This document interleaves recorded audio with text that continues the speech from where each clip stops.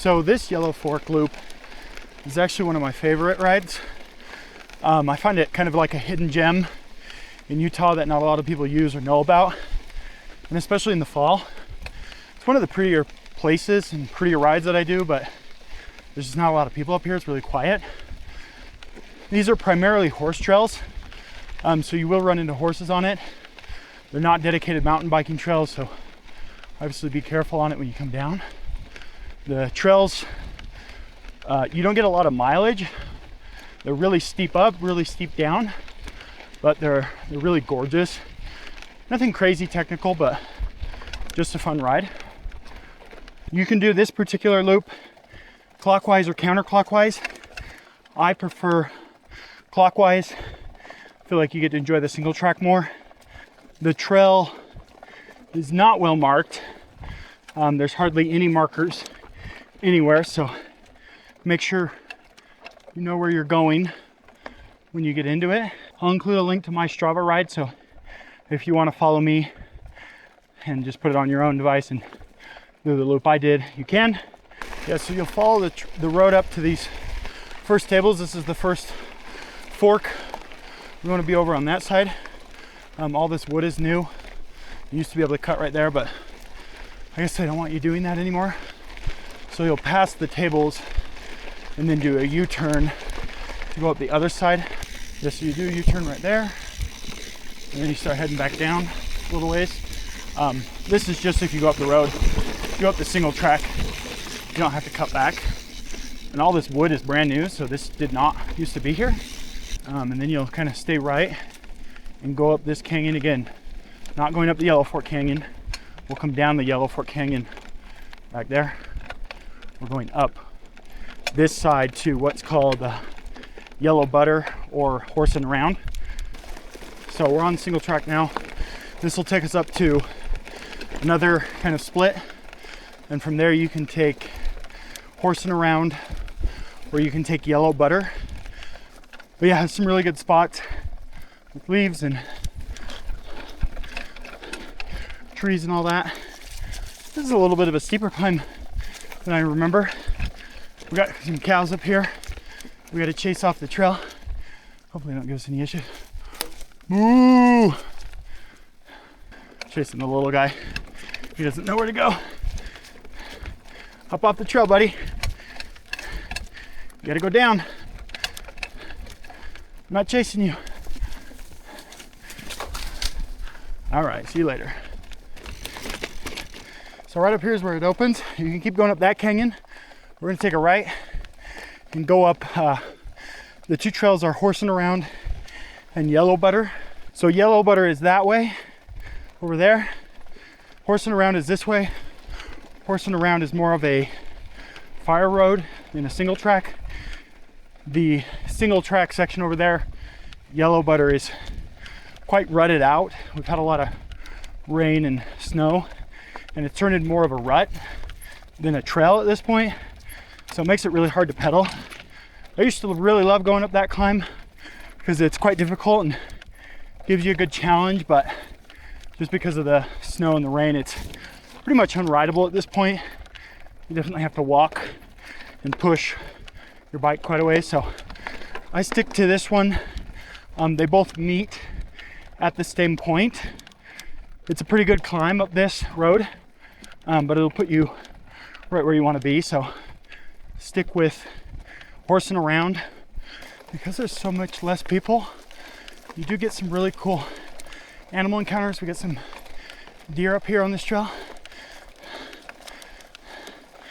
They're kind of curious.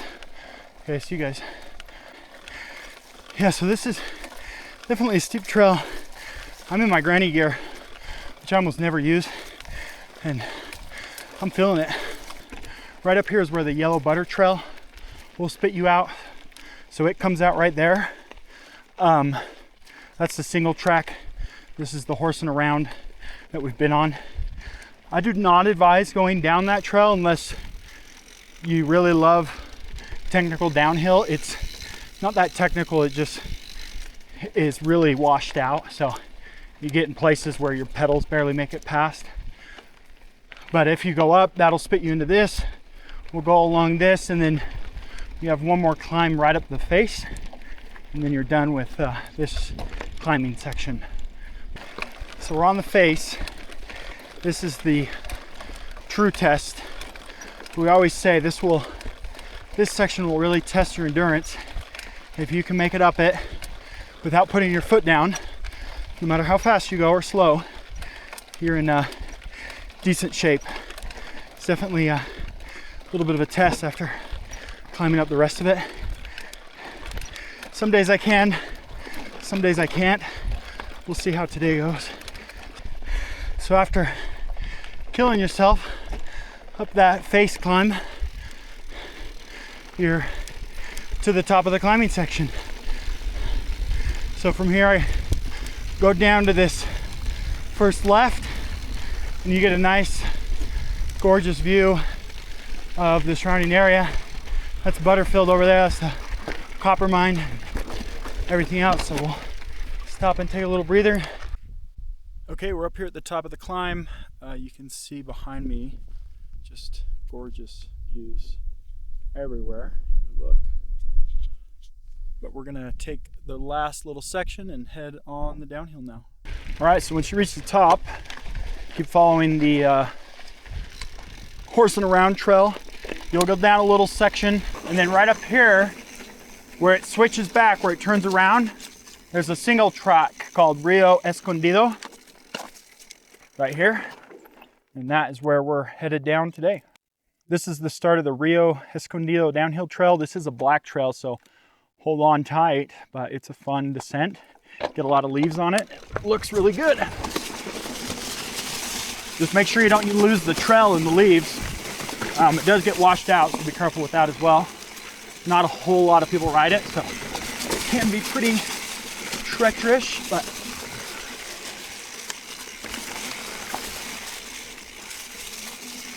oh, there's the wild geese or turkeys or whatever they are. Those guys are mean. They will get after you if you're not careful. Yeah, so it's steep and it's got tight switchbacks, but after this first section it really opens up. It's gorgeous. Look at all the leaves. So that's the end of the really steep section. From here it's pretty nice. You gotta watch out for people coming up. Yep, here comes a runner. Just me. Have a good one. But it is gorgeous.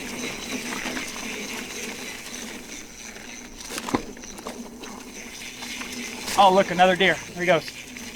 Man, I've seen a lot of deer today. Holy cow. So at the bottom, this will spit you out at some picnic tables. You can take a left and take the road, which is really lame. You want to take a right, go over here, cross the river, get a little wet. So once you're past the picnic tables and you cross the little river, this trail, I think it's just called the Yellow Fork Trail. This will sit and crisscross the road a bunch of times. It doesn't really matter where you ride. I always try and stay on the single track just because it's funner. It's pretty mellow the rest of the way. They are tight trails going down, so you know, watch for people, watch for branches, but pretty fun little section down at the bottom. So yeah, that's kind of a quick Yellow Fork loop. You're probably about 6 miles, 1,200, 1,300 feet of climbing. You can go back up that other section if you want to add a little bit more. So this is the last single track going back to the car. We rode on the road over there. Now we're gonna go down this section. This section's fun, but there are usually a lot of people on it, so I try not to go too fast. And it has a lot of new sections just because of rain and washout, so just be careful going down this. And that is the end. All finished. Looks like everyone's getting here to take some fall pictures. So we're just in time.